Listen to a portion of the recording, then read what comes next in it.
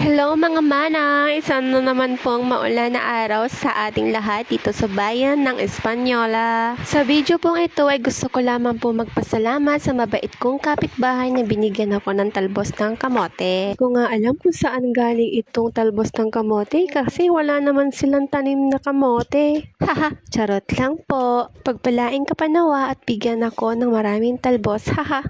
Sakto at nakabili nga rin po pala ako kanina ng okra.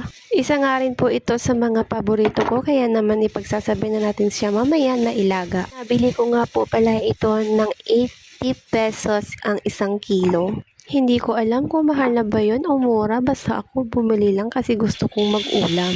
Para sa akin, perfect din naman itong ulamin para sa maulan na panahon.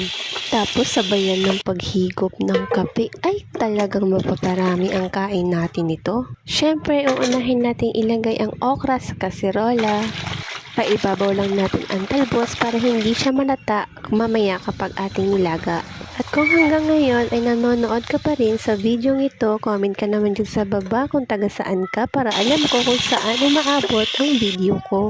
At ayan, lutuin na natin dahil ako'y talagang gutom na.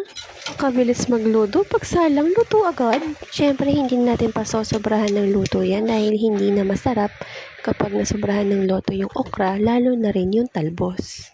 As a part nga po pala nito ay wala ng liwanag ang aking camera kasi nga po ay 15% na lang at hindi na magana ang kanyang flash. At ayan, ready to serve na.